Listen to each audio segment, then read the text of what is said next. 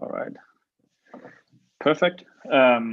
I think this is probably okay, and then people can join. But we're just gonna take like a slow start, just going through like the overall topics today.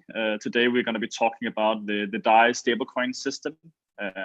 It's an open financial platform, and my name is Gustav Arentoft, and I work for the Maker Foundation. So on the agenda for today, I'm going to give you guys an introduction and an overview of the space or of kind of like the part of the industry of cryptocurrencies and blockchain that is called decentralized finance. We're going to go through DAI, which is a decentralized stablecoin. When I say decentralized stablecoin, it means that it's a stablecoin that is being issued without any centralized entity maintaining its stability. We're going to go through what a decentralized monetary system looks like. And as you probably have guessed, yes, this is the decentralized monetary system of DAI. I'm going to go through a few real world use cases, but I want to keep it a little bit on the DeFi front today and not go too much into these things. And then we can take some questions in the end as well. In total, it's going to be around a presentation of like 35 to 45 minutes. And then afterwards, we will take questions for the rest of the remainder of the hour. So first off, who am I? My name is Gustav Arentoft. I'm Danish. I do the European and African business development for MakerDAO. Last year, I also helped set our business relations in Asia. And here, as you can also probably see, it says the Maker Foundation and not MakerDAO. So MakerDAO is the protocol itself. So simply the technical parts of the setup, where the Maker Foundation, we are the company behind it, the foundation behind it that has created it and is pushing it. But due to the nature of the project, we're aiming and striving towards being decentralized. So that is why we have these two things separated, right? So it's quite important that when you talk about like the company behind the project, it's called the foundation, and talk about the project itself, it's called MakerDAO. I got into crypto by living and working in Argentina. I lived there and then worked as a consultant within financial technology. Here I experienced firsthand how bad the inflation was there. And quite quickly I went from trading dollars in back alleys and fake storefronts to start trading crypto instead. And that meant that as soon as I got the opportunity to join a project like Maker, not only did I find it very, very interesting, but I also really understood the mission of why we're here, right? And we're simply here because we need to create an alternative for people living in these economies, a global alternative where there's no inherent bias in it. This is something I will return to a little bit later as well. So when we talk about DeFi, decentralized finance, right? We have some of these things which you probably know from the blockchain. It's immutable. It's transparent. So you can always go in and look at everything that is happening directly on the blockchain. You can see all the transactions. You can see all the positions, all the collateral in the systems. You can see basically all the assets under management as well. There's no way for centralized entities to go in and kind of like steal the money from you or like take the money away from you. So that really means that bad actors in this sense will be people who might be scammers, but not. It's very difficult to steal money without people making a mistake here. I think the unbiased here is something which is crucial to the DeFi space, right? So we really we are creating something which is completely unbiased. Traditional finance is often very biased against things such as race, religion, current location, origin, and so on, right? So that really means that, depending on whether you're in Denmark like I am now, whether you're in the US, whether you're in Argentina, South Africa, you will have widely different opportunities based on, just your location and who you are. DeFi in that sense, it's completely open and transparent for everyone, everywhere in the world. There's no bias in it. So, if you bring the same assets, it doesn't matter where you're from or who you are, you can participate in these open systems. And I think this is really one of the key advantages of the decentralized finance space, right? Is that everyone can participate on equal terms. This also means that, a lot of these places where the use case is the strongest is in emerging economies, right? One of our biggest markets ourselves is actually Argentina too, because in Argentina, not only does a digital dollar make a lot of sense because of the poor local financial infrastructure, the access to financial services through these platforms are also very, very important for people there, right? So this is kind of like a few of the things of like the mission statements, like why these things exist and why these things are picking up and being so popular, right? Currently, so this picture is a few days old now, but basically, right now we're a little bit above $4 billion in total value locked. We have seen an incredible growth in decentralized finance, over the last month and a half, 2 months. You can see in start June, we were around $1 billion, and that was a very big milestone when we hit it. And then, already 4 weeks later, we hit 2 billion, and then, we hit 3 billion 3 weeks later, and now we just hit 2 weeks later, we hit 4 billion again, right? And a large reason for this is that there's been an immense amount of innovation in the space. So as you can see right here, Maker, the Maker Foundation and MakerDAO that I represent, we are the top ones here. So we're the market leaders in the space. But you can see it by no means the next 10 platforms small in any way, right? All the top 10 platforms have more than $100 million in the systems and are, like very, very successful projects. Another thing which you can also see here is that within decentralized finance, there's not only the lending companies or the finance companies like what we are. You also have derivatives, for example, like synthetics. You have what's called DEXs, or decentralized exchanges like Curve, Balance, and Uniswap. And you also have asset management platforms like, for example, Yearn or WBTC. WBTC is actually a bridge of Bitcoin to Ethereum. But basically, decentralized finance is an overall description for all of these companies providing different financial services and products within the space, right? So that's why you have everything from lending to trading to derivatives and so on. This is really, what I talked a little bit about before, right? Decentralization for us in this context means a free and open ecosystem in which anyone can participate to build new products, businesses, and industries. This is something that I really want to highlight, right? Especially in regards to building new products, businesses, and industries. I think a very, very cool story is a company called Instadap. You can see them here. If I go to the past slide, they're number 7 here on the ranking. And Instadap was basically these 2 Indian guys who I think it's probably coming up on 2 years ago today, a year and 9 months maybe. They went to a hackathon in India. They came with no college degree. They came without knowing anyone in the space, and they participated in a hackathon, where you build a product in the weekend. And after that weekend, they had built a product which was basically an arbitrage tool between Maker and Compound. So number 1, number 2 on the list, you basically have some of the functions that serve a quite similar purpose in regards to lending, right? And what they really did was just like a way of switching between, is Maker cheapest? Then you can very easily switch your money over to Maker. Or if Compound is cheapest, you could very easily switch your money over to Compound. And this basically created, a new business for them, right? Today, they are much more advanced than that. They have a lot of different things built into Instadap today. But around a year after they went to this hackathon without knowing anyone in the industry, they actually ended up raising $1.8 million from some of the top investment firms in the space, including Consensus Ventures, to keep on building this platform, right? And I think this is really, like a sentiment of this whole thing, to build new products, business, and industries. This is also something that we at the Maker Foundation really try to highlight and push, right? That is the fact that, anyone can pick up this technology. Everything is open source. Everything is available. There's a lot of integration guides. A lot of the projects, they have, teams and foundations that are looking to push these things out here, right? And we really try to help a lot of these companies as well, right? Another one which I think is really cool, that's actually one of our biggest partners in Argentina. They're called Buenbit, and the Buenbit, they launched their DAI markets back in February, right? So early on in the Corona times, and now They have just 7-8 months later, they have around 50,000 active users, and they do a turnover of around 7 million DAI per week.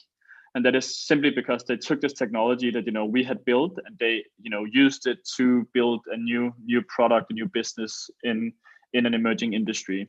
And then there's tons of examples of these things here, but I think this is something that is really, really cool, and there's a lot of these examples, and these are some of the like a little bit easier ones to explain, but I think this is really a testament to how strong the industry is starting to become, right? If you look at where we are lying right now, Maker. So I'm sure that a lot of you guys know Ethereum. If you don't, then Ethereum is the biggest smart contract based platform. So Ethereum is a blockchain similar to Bitcoin, for example, except on Ethereum you have this thing called smart contracts, which is basically what enables you to build all of these products and services, directly interacting with the blockchain without needing to have any trusted parties or trusted layers. You can just do it directly with code. What Maker really then provides is we provide the stability layer. We provide a way for people to access applications with a decentralized asset that remains stability, right? So on top of this, you have all of these different protocols, right? So on top of Maker, you have these different money markets like Compound, Neo, DYDX. You have some of the decentralized exchanges lying on top of that, like Uniswap, Kyber, AirSwap, and so on. And all of these really interact with each other, right? So for example, if you can use DAI on Compound to trade, directly with Compound via Uniswap to liquidate a position, and this is really this really shows the composability of the Ethereum ecosystem. If you go all the way up in what it calls the user aggregation layer, this is where companies like Instadept, for example, is lying around. We also have a really good example is Argent. So if you guys are looking for a cool wallet, the one up in the top right corner called Argent, basically gives you access to most of the products you see underneath. So Argent, for example, uses Uniswap and UMA, and you can go in and you can trade also all of these assets. You can use Compound in there, you can use Maker, you can use Aave. They have a ton of these different products integrated directly into a front end where the user then can access it, right? So that basically means that a company like Argent, they have built a mobile wallet where you can not only send and receive crypto, which was one of the initial use cases of what crypto was, right? You can also use financial protocols. You have financial services. You can trade in there. You can do investments. You can have different investment management things through Set, for example. So it really it's a way where they actually go in and for example, if you're familiar with Revolut, for example, they actually have even more services that Revolut has in their product. Even though Revolut is someone that you often look towards for like an incredible user experience, Argent has been able to, with a much smaller budget, to actually be able to implement more features in their wallet simply by using all of these open source parts of the ecosystem, which they can then relay to the user, right? So this is something that is incredibly powerful, and something that we will only see increase over time, right? That more and more products will be built. A lot of them will be perfected. A lot of them will be better than they are now. But you have really seen kind of like the snowballing effect of all of these things kind of like, mixing and matching up together and providing people with services that, just 1 year ago seemed impossible. Okay, so now if we go into a little bit more about Maker and DAI. So Maker is a protocol for a complete monetary ecosystem. We have DAI, the stablecoin, as our currency. And Maker enables true financial inclusion through permissionless access to capital and bank-free economic transactions. So this is, of course, like a lot of buzzwords, a lot of, it's like a mission statement, and they have to be a little bit funky sometimes. So let me go a little bit into it and explain you guys exactly what it is we're doing. So first off, DAI is a stablecoin. It became very apparent all the way back when Maker was idealized in 2014, 2015, that a stablecoin is needed for mainstream adoption, right? You don't want to be sending around your Ethereum or your Bitcoin because, if the price fluctuates tomorrow, then either you might have lost a little bit more, or you might have, earned compared to what you had to pay. So that means that whenever you trade with volatile assets, you really don't want to take business decisions based on those, because it's very, very difficult, especially if you work in businesses that operate with tight margins, right? So just a few things about DAI, multi-collateral DAI. One DAI has a soft peg to the US dollar. So we deviate a little bit, similar to other traditional currencies that we see around the world. For example, like the Danish crown, where I'm from, against the euro. Also the Czech krona, for example, against the euro as well. We have multiple asset types backing DAI. So right now we have around 8 different asset types, and we have around 20 more in the pipeline of backing it. I'll let you know a little bit further on what backing it means. We also have the DAI savings rate.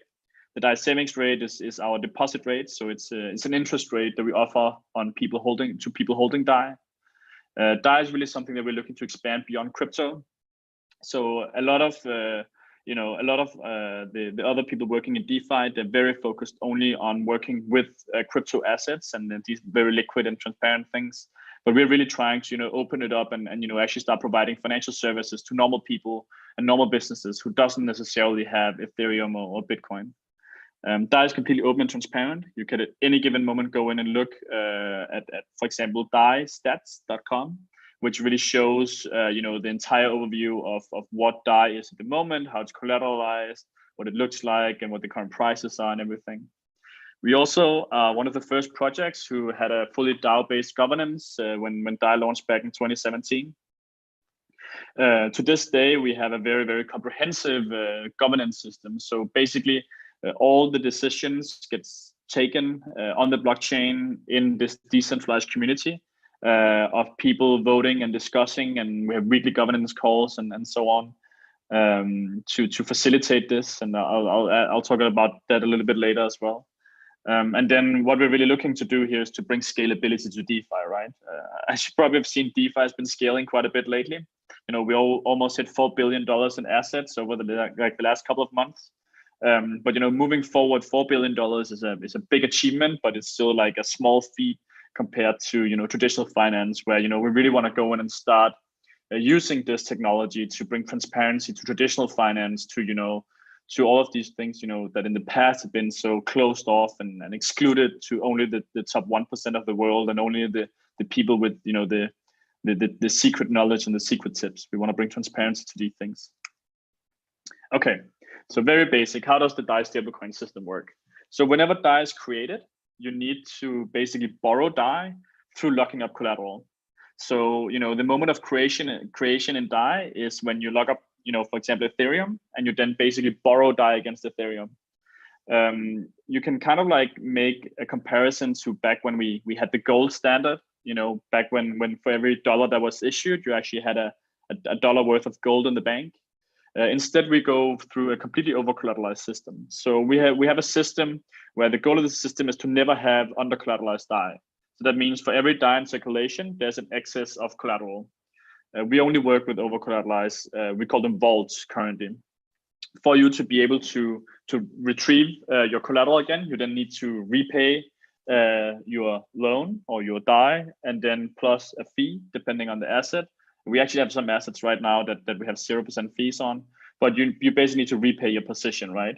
It's very similar to a mortgage, where you would have your house as collateral, and then you borrow part of the value of the house, and you need to have like a little bit of money on top as well.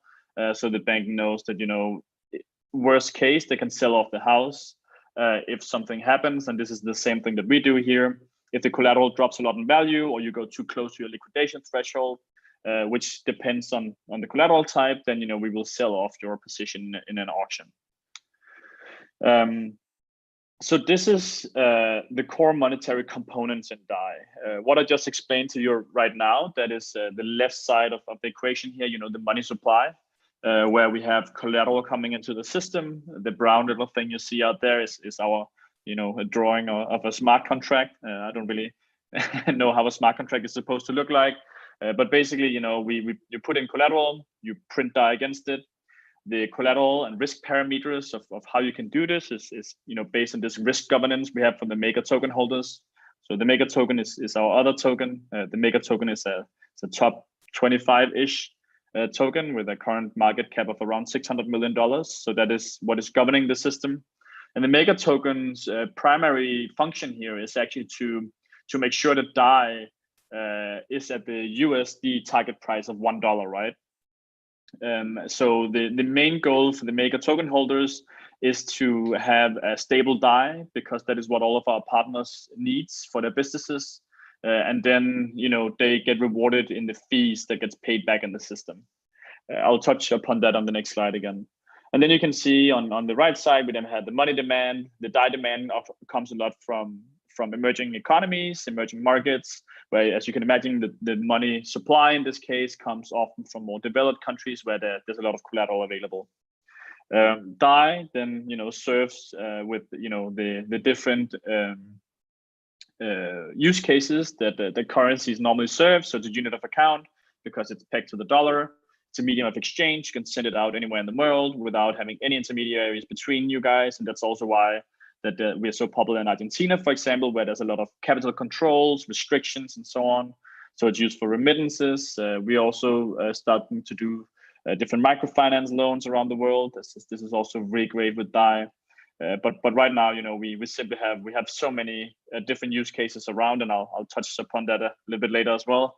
But this is like the core monetary components.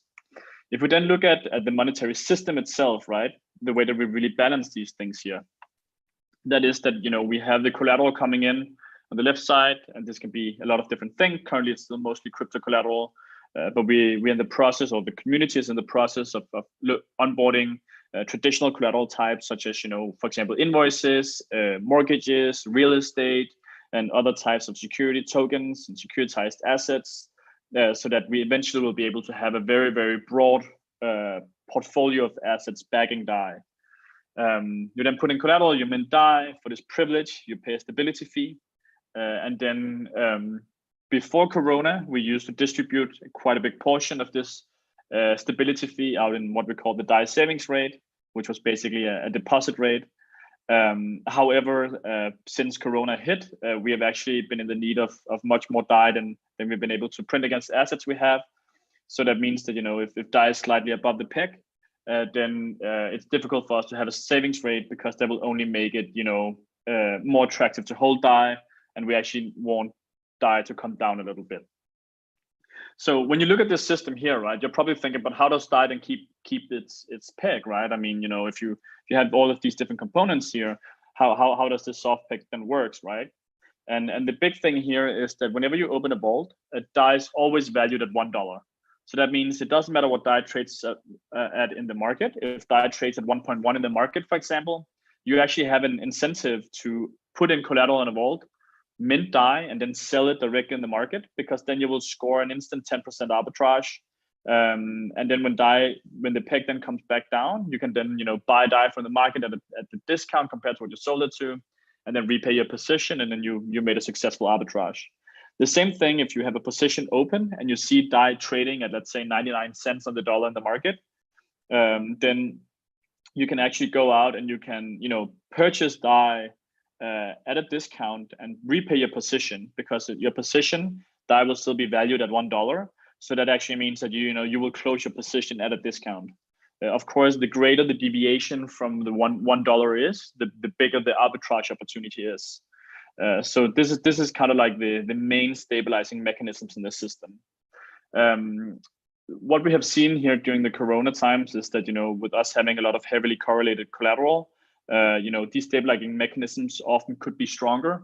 So that is why we now are looking at onboarding, or like the community is looking at onboarding, more diversified collateral, because this just makes a lot of sense, right? Because then if one asset, for example, drops in value, then one of the other assets might increase in value, and then in that way you can actually balance out things, because then you can make it very cheap to, for example, do leverage on the asset that is increasing in value, right? So this is like the basic things here, where we have the money supply and the money demand, and in the middle sits the mega token holders. So what we really have been focusing a lot on, and this is what I've been working on, right? I've been with the project for almost 2 years now, And what we really work on is that we want DAI to become, available in as many venues for as many people as possible. So right now we have around 700 integrations, live integrations out there. And that is, everything from, publicly listed companies to, small one-person startups, to, decentralized exchanges, to centralized exchanges, to wallets, debit cards. I myself, I have 4 different debit cards where I can spend my DAI. So, I just spent, a week in France. That was lovely. Here a couple of weeks ago, Europe is open. And, I had my crypto debit card with me. And, I would just spend DAI, in the stores as it was any other currency, right? So we are really trying to bridge these things here and use these traditional ways of, for example, hooking into the payment infrastructure via debit card through some of our partners. And we're really looking to emphasize on having these things available here. As you probably can see here, the monthly DAI and SAI transaction volume. So SAI is our old version of DAI. We relaunched a new version, as you can probably see in November. Last year in 2019. And as you can see, then really, the last month or two, the DAI volume has completely blown up, right? And that is because of the very, very big increase in the DeFi industry that I showed you guys before. So right now, we simply have never ever seen as many transactions or as high volumes with DAI or any of these assets in DeFi as we're seeing right now. Now I'm just going to go through 2 projects that we are doing that I think displays quite well some of the opportunities that are with these global currencies, especially a stablecoin, right? So I'm not sure if you guys are familiar with Oxfam, but Oxfam is one of the largest UK NGOs. They do projects all over the world, and we have then been working on them together with a startup called Sempo and the Australian division to basically help some Pacific islands called Vanuatu, where basically these Pacific islands, they're very often hit by natural disasters. So historically, it has been pretty difficult for the aid organizations to send out monetary aid to them due to the lack of infrastructure, as well as just the inefficiency of the traditional financial system, right? Even for me to send money to the US, it can take 5-6 business days. So imagine trying to send it to a third world country that just got hit by a massive storm where a lot of infrastructure is down. However, smartphones is very, very common in a lot of these places already today because of how cheap smartphones have become, right? So what we have been doing with them, we have been doing several pilots out there, several trials, and basically that allows us to within the matter of minutes disperse cash to villagers in Vanuatu when they get hit by these things here, right? Because all of them still have their phones and all of them are still able to actually receive this. So this is actually a way for us to send cash directly as a medium of exchange to the locals without having to go through any intermediaries. And you can make sure that it hits the end consumer. You can make sure that they actually spend it because you can see the track record on the blockchain. And of course, to get this to work, you need to onboard the local stores out there. So that is what has been kind of like the groundwork of the project, has been out and onboarding these. But I think this is like a great example of the possibilities, right? And then also us working with a major NGO. The next case study I'm going to go over, this is with our good friends from Shuttle One. As you see in this picture here, this is Shuang. He's a Singaporean guy, but he has created this company Shuttle One, where they've created like a digital wallet where they enable DAI and decentralized financial services through this wallet. What he then does is that he helps onboard migrant workers. So there's like a few different things here, right? So he helps onboard migrant workers so they can actually very easily send money back to their family because both of them are having this application, right? And has DAI. He's helping them with off-ramping. So basically, taking DAI in its crypto form and now off-ramping it into a local currency. So he's doing that. Then he's using these decentralized financial services to help them have savings accounts. So in these countries, where everything they have been doing historically has been in cash, they have never really received interest rates on their money, right? So he's really been using DAI and these DeFi protocols as a way of actually providing savings to them. And then he's also been working with a gig economy provider in Indonesia. The gig economy provider, they basically have this problem where 80% of the users, they don't have a bank account when they apply for one of the jobs, right? Delivering groceries, for example. This is also something that Grab, if any of you guys are familiar with Grab, it's equivalent to like Uber and Uber Eats in like Southeast Asia.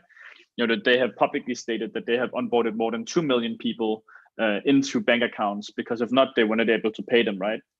So here he actually enables very, very easy onboarding for these companies, because they can just directly onboard themselves into an application on their phone where they will be self-custodying their own money, right? Then he's using the future profits of this gig economy company to actually be able to lend money to these initial workers, right? So how it historically has worked for these companies, or this company here, is that whenever you have a new person coming in, right? Let's say that you want to order groceries for a holiday. You might order for like 50 or $100, which is a lot of money for these people, right? So basically, when they then come onto the platform, they need capital, right? So of course you need to have some checks and balances in place so people won't abuse the system, but you can actually like quite quickly, build people up to have a credit score within the application and actually allow them to take larger and larger orders. Because what basically happens is that they need to go to the store and settle with the store directly. But the gig economy application, they only get paid after the credit card settles from the purchaser side, right? And that can take up to 90 days. So in this case here, he's really closing the payment gap. Using DAI currently, but like over time, the idea is that you would be able to use something like this, for example, as collateral in a DeFi protocol, whether that would be in Maker's protocol, if the community allows it, or if it would be in some other protocol that is yet to be seen. But this is some of the things that, the space is moving towards, right? It's having having the ability to provide financial services to people who didn't really have access to them in the past, right? Using the instant accountability, settlement, and transparency of the blockchain as kind of like the counterparty to all of these things. I can actually see that I ended up a little bit faster in my presentation than what I expected. But I think we have plenty of time to take some questions afterwards. I saw some of them come through. So I'm just gonna, we still have a large team in the US. So I'm just gonna close off, with a real Silicon Valley statement here. DeFi is really, something that looks to unlock the power of the blockchain to create economic empowerment for people, businesses, and populations all over the world. Thank you very much for listening to me here. I'll go through the questions. If you guys want to reach out with something, you can hit me up on LinkedIn at Gustav Arentoft. You can follow me on Twitter at @garentoft. I don't tweet that much myself, but I retweet a lot of things I think are cool. I also have my email there if you have any other questions. And if you guys are looking at, for example, interested in having a career or something within this space, you can also look at makerdao.com/careers. I also know a lot of the other DeFi projects are actively searching, because there's a lot of growth in this space, and it's for a lot of different profiles. All right, so I'm just gonna stop screen sharing here. Okay, so I'm just gonna take it from an end. So I'll ask the question myself, and then I'll answer it myself again afterwards. So to the first one, how is stability fee? It's how it's calculated and decided, right? So the stability fee is basically it's a setting of two different variables. So you have one thing called the base rate, and then you have one thing called the risk premium. So the base rate is something that can be imposed in the system by the governance community. So basically, if the community, they see that overall we need to have more DAI in circulation, for example, they can reduce the base rate. So for example, right now we have a -4 base rate. So that basically means that, you know, it cannot go below 0. But what it does is that, like, it pulls down the risk premium. So let's say that when we take in a new collateral type, when we take in a new asset, we would need to, you know, actually let me share my screen again. I can show you some of these things here. So whenever we take in a new collateral, right, we actually need to do a risk analysis of figuring out, you know, how risky is this asset, right? So for example, in here in this website here, you can see this is all the DAI we have right now. We have around 370 million. And then this is all the different collateral types. As you can see right now, a lot of them are 0. And that's because we have a negative base rate. But normally these things here, for example, this one here has an 8% stability fee. This one here has a 46% stability fee. So that basically means that this asset here pays 46% per year in fees to the system. Historically, of course, we do have interest rates on these things here, but what we have seen lately is that we simply have so much demand for DAI that DAI is actually a little bit above the peg. So earlier today, we had to do a negative base rate to try to get the peg down again. But all of this is basically monetary policies that operates directly on the blockchain. So, you know, we have this voting portal here where we basically vote for these different things here. Let's hope that the blockchain is with me and loads a little bit fast today. But basically we have this voting portal, and we also have this forum here. So if you guys are interested, for example, in decentralized governance, then you can go and you can see in here in our forum. This is where all the initial discussions are happening about all of these things, you know, in regards to governance polls, executive votes, proposal ideas, everything you can imagine. And then we have in here, for example, this here is what was voted through earlier today. So you can see here that now we wrote it that, you know, we would have a negative base rate. So that basically means that you know, all of these parameters got changed earlier today. So before this got implemented, you know, WBTC, they had a risk premium of 2%. Kyber's token had a risk premium of 4%. 0x had a risk premium of 4%, and so on and so on. And then this now got implemented. So we basically can incentivize supply. Because, you know, our prime goal is that DAI will be down here, but right now we simply have so much demand for DAI that we need more than we actually have been able to get from the community currently. So this is why this is how the stability fee is calculated. All right, I'm gonna go. How's the collateral ratio decided per collateral, and what happens when it changes to it needs to be made, or is it fixed? So the collateral ratio is again decided by the community and the governance teams. We also have risk experts working directly with these things here. So basically, you know, the same way that the risk premiums are decided on the assets, the collateral ratio is also decided on the assets. If you guys are interested in these calls, we have them every Thursday. They're announced on the forum as well. So you can go in and see, for example, in there. Well, I think yeah. I hope that answers your question. If not, feel free to do any follow-ups. We have like 20 more minutes of questions. So, you know, if you feel like I don't answer you exactly how you wanted to, then please let me know. So does that mean that DAI doesn't have a savings plan post-Corona? No, so Monique, I mean, we definitely expect you know, the DAI savings rate to come back. The reason why we don't have it right now is simply because we need more DAI than we have. But, you know, when we start to onboard more collateral, also, you know, some of the traditional collateral, which isn't so heavily influenced by volatility in the markets, for example, you know, invoices or real estate that, you know, has a more historically, you know, even or flat interest rate payments, then we definitely expect the DAI savings rate will come back. But right now, you know, you can still earn money on your DAI. You can do that in a lot of our partners places like Aave, Compound, or some of the other DeFi money markets I talked about earlier. I can go through them a little bit later too. How does the DAI savings rate work, and who is paying the interest on the other side? So the interest rate is taken directly from the stability fees in the system, right? So for example, if we have an asset in the system that earns, let's say the DAI is completely equal at around $1, right? Because there's equilibrium in the system. We then go in and we distribute the earnings from the system to two different parties. One party is the governors of the system. So DAI is being used to buy and burn MKR. So basically removing MKR from circulation, right? But we also take part of the profits and distribute to people using DAI. So, it's a great way to incentivize demand. So that is basically, the DAI savings rate is subsidized by the interest rates that the system or protocol earns, but only in case that, the system is at an equilibrium in that sense, right? Okay, then the next one, how to build trust that DAI will maintain or return its peg, given crypto drastic swings too. How is the community building process?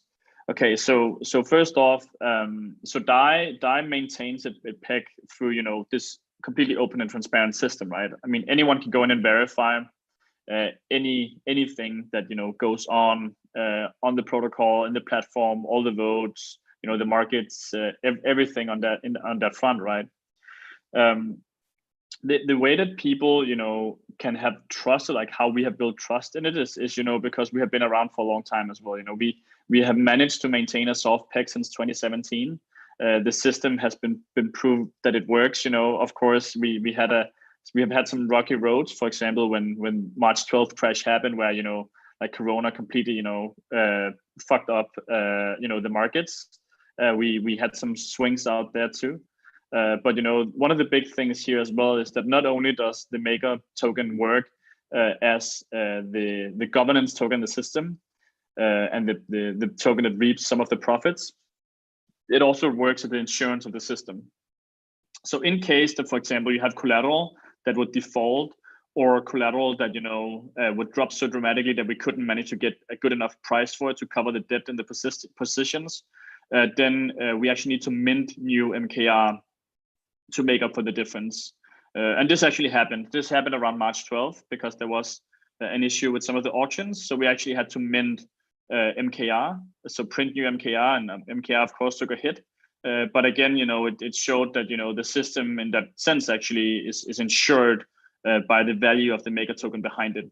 So in that sense, you have not only the arbitrage and market forces that keep DAI around its peg, you also have the ability to basically go in and insure the system with the value of the Maker token. So this is something that is of course very difficult to replicate. A lot of the community building has been done simply. So first off, we are the only successful decentralized stablecoin project in this space. I mean, there's not any other one that comes even close to the market cap we are at. And this is not something that is said from an arrogant like an arrogant standpoint. Like, it is just incredibly difficult to have a decentralized stablecoin, and it's also incredibly valuable for people, right? Because a lot of people, they are skeptic about something like Tether, for example, where it has been proven in the past that they actually don't have the collateral in the bank that they say they have to back the tethers on the blockchain. So the community building process have been something that we have been naturally adopted by the Ethereum community, but at the same time we also have community teams and business teams all over the world. So I have a colleague with me in Europe, where we do Europe and Asia together. We have 2 people in Korea, we have 1 in Singapore, 1 in Japan. We have, I think, 10 people in the US doing marketing and business. We have several people in South America as well. We have ambassadors all over the world, including several countries in Africa, many other countries in Asia, several countries in South America. So we do a very, very active approach in regards to building and expanding our community, and invest a lot of resources into it as well, right? Does the current scaling limitations put a roadblock to DAI adoption? So I mean, I think we have seen over the last couple of months that okay, so I think this is probably talking about Ethereum scaling ability. I'm not quite sure on that one, but yes, I mean, right now it's very expensive to send money on Ethereum. So if that is the question, then yes, it definitely puts limitations. In Argentina, for example, we have around we have the average transaction is around 5 to 10 DAI, and if it costs you like 1 or 1.5 DAI to send it, like what's the point? It's simply not economically feasible for you, right?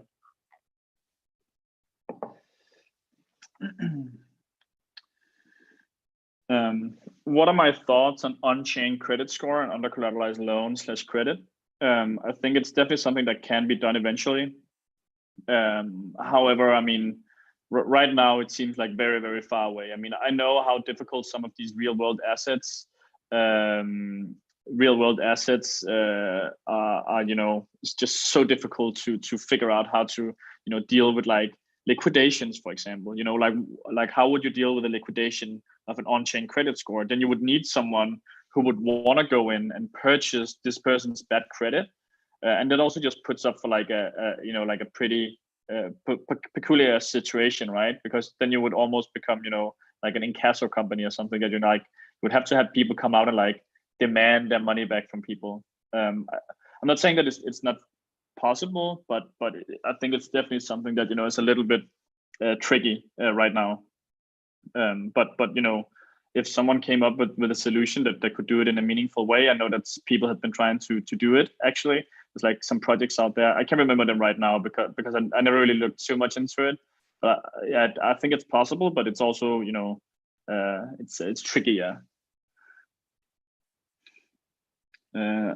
How could one bring DAI over to Flow if we want to integrate it into our dApp? So there's definitely like ways to bridge DAI to other blockchains, and we are working on several of them, right now.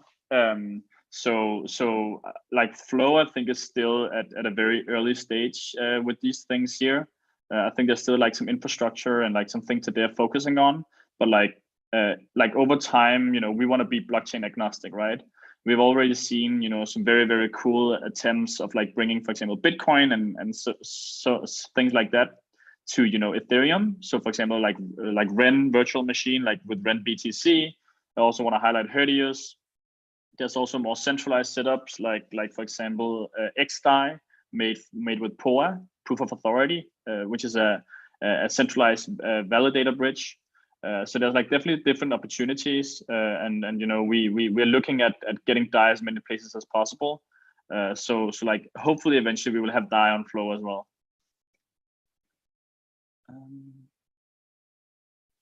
How is the Maker token holder benefiting from DAI usage/adoption? So the Maker token holders, they basically earn their share of the system by having as much DAI out there as possible, right? Because the more DAI that's out there, that means the more DAI has been issued against collateral, which means the more fees will be paid. So you can imagine if you have, I mean, right now a lot of the fees are zero because we need to scale DAI more than we can currently. I think I'm going back to some of the same things here again and again, but I think you get the point by now. But basically, you can imagine if you have 100 million DAI out, and the average interest rate on those are 2%, and we give 1% back to people holding DAI, and 1% goes to the Maker token holders, then we would be burning $1 million every year. If that number was not 100 million DAI, but a billion DAI, then that number would increase to 10 million per year, right? So the more DAI is out there means that the more credit is issued against collateral, and the more Maker would basically be able to be put in this fund here. But again, these things here, they're not certain or guaranteed. So this is really something that over time, the governance community sets the parameters for these things here, right? But the more DAI is in circulation, the bigger the possibilities, at least.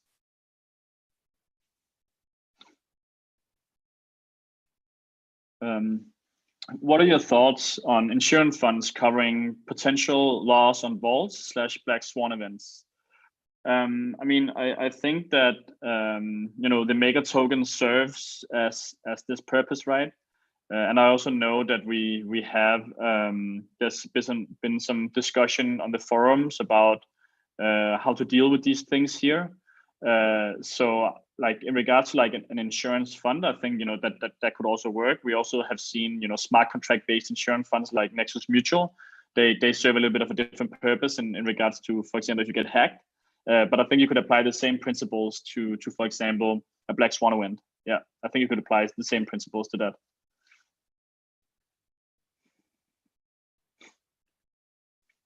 Do you guys plan to deploy MakerDAO into other chains, just Flow, or bring some sort of interoperability? I touched upon this a little bit earlier as well, but yes, we definitely want to be as many places as possible. We definitely want to, we want to have DAI as far spread out as possible. So we have already seen DAI on other chains now. I think deploying Maker itself, it wouldn't really make a lot of sense. It would be very, very complicated, right? And right now, there's not really a lot of other chains where it would be feasible. Like right now we have around $1.3 billion of collateral in our system. And I don't think any of the other smart contract chains, have even remotely close to enough collateral to actually support the same scalability we have now on Ethereum. But if it would be possible, and I think in the future we will also see, a lot more of these things being possible. I mean, the technical advancements we have seen in interoperability just in the last 6 to 12 months has really been incredible, right? I would recommend you guys looking into Ren Virtual Machine, for example. It's really some great work they've been doing. Flow, I'm not sure if Flow would be a chain where it necessarily would be feasible or very desirable for either of us to put in the amount of work to have it there, because I think the goal of Flow with the assets they want to have there is a little bit different. But I think having DAI on Flow would make a lot of sense, right? And then you can start building services with DAI as well.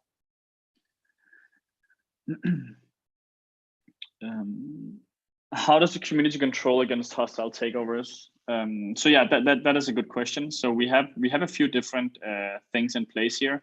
So for example, one of them is called the governance security module. So that means that whenever a decision is taken in the system, so let's say that you vote in a new vote, you vote in something hostile, there's actually a 12-hour delay period before the smart contract goes active. So that means that even if you manage to take over majority control and you're trying to set in something that would take over the protocol, the protocol basically, the community has 12 hours to react. And the 12 hours to react is basically you need to send you need to send 50,000 Maker tokens, so 5% of the supply. Today it's around $30 million. You need to send that to a contract, and then the contract will shut down the system. So that means that even if you somehow manage to acquire 51% of the Maker tokens, which is, I mean, I wouldn't say it's 100% not possible, but it's almost 100% not possible, because like the Maker token is not very liquid. And already now in the protocol, we have around, I think it's, I can go in and check that, but I think we have around 40% or something of the tokens staked in the protocol for voting. So you would need to, cover up the rest, and it would be very, very difficult to do. But in case you did it, there would be a reaction period of 12 hours where the community would go in and stop the attack actually. So that is like, it's more like a game theoretical concept, right? Because like, it's not very desirable to shut down the protocol, but at the same time, it ensures that even if someone wanted to attack the protocol, they would have a very, very little chance of succeeding. Is the following correct? If no new DAI is being minted, then the pegging would disappear. I mean, if no new DAI is being minted and the demand for DAI either decreases or increases, then the peg would drop, right? But the whole reason about having arbitrage mechanisms around the peg is that let's say that no new DAI was being minted, right? And all of a sudden there was still demand for DAI, and DAI would start shooting up. I mean, you would be foolish not to take the arbitrage opportunity. Let's say that DAI was trading at $1.2. That means that like you could open a loan and you could instantly earn 20% on that loan by selling DAI to the market. So that's why we have so many, we have a lot of arbitrage going out. These protocols, especially soft pegs like ours, is really built on arbitrage and economic opportunity and incentives, right? So the whole incentive structure around the peg is that it should be economically profitable if the peg deviates. But if you all of a sudden are in a world where people don't care about economic incentives, then yeah, possibly. But I think this is one of the beautiful things about the blockchain, right? And if we look at decentralized finance in general, right, is like, how do we take a community of people who have no idea who each other are, who is spread all over the world, who comes from wildly different backgrounds, and how do we get them to do things in unity? How do we set up systems that incentivizes people to have certain behavior? And this is what these things here are doing, right? So this is exactly what is happening in decentralized finance, for example.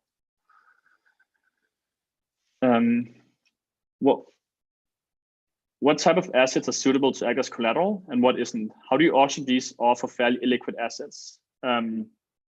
Yeah, so I mean, this one is something that I can only talk about this like hypothetically, right? Because like the community really decides what should be suitable or not through the governance process. But I think in the crypto space in general, there's this like conception that we can only deal with very liquid assets. But like most of the world's finance is done in illiquid assets. So it's simply just going and thinking about having some of the similar structures as we have in traditional finance, or if we have in traditional banking, for example, it would implement some of the same structures to deal with illiquid assets. But yeah, I mean, the world runs on illiquid assets, so it's something that over time you need to have mechanisms, you need to have workarounds in place, but it's definitely possible. What are my thoughts on AMPL? I'm not going to comment on other projects on this one. Not something like AMPL at least, but I'll take the next one. Is it technically possible to add NFT as collateral on CDP in the future? Yeah, definitely. So the way that adding collateral in the system works is actually that we have something called like an adapter, and the adapter is set to read a specific version of like data set of an asset, right? So in this case here, you could have like an adapter that could read an NFT, for example. A more easy way to do it could also be to pool, to have like a pool of NFTs. So let's say that you have like a pool of NFTs that have like fairly similar properties. That could both be representation of invoices. It could be gaming NFTs, for example. I know that a game, for example, like Axie Infinity or CryptoKitties, they've had like very standardized markets where like specific types of the asset, like the specific types of the CryptoKitties, for example, would sell for very similar prices, right? You could then, for example, have a pool of these, create an ERC20 representation of those, and then potentially use that as collateral. So it's something that is definitely possible. But then again, it's something that the community needs to want. Okay, so this is the last question I'm going to take. I had to leave after this one, but if I can expand a little bit on money markets. So money markets is something like Compound and Aave, for example, where it's basically like a peer-to-peer lending market where you match borrowers and lenders with a smart contract in the middle. So and then you pool the risk, right? So let's say that I have some DAI that I'm not using anywhere. I can put it into Compound, and then, for example, Monique, you could come on the other side and you could collateralize Ethereum. So you would put Ethereum into the protocol as a collateral, and you could then borrow my DAI against the fee. So this would be like a way for you to leverage up on your Ethereum, for example. It could be a way of me having like a return on my stable coin. But that is basically, smart contract facilitated money markets. I would recommend looking into Aave and Compound if you're interested in those. All right. I think this was the last question. And thank everyone so much for listening to me for an hour now. And it's been good to be here. And thanks for having me, Rayleigh. And if any of you want to reach out or something, or continue the chat, then feel free to contact me on my socials. Yeah. Sorry. Thank you, Gustav. It has been an amazing session. Thanks for sharing all your wisdom. I think really appreciate it.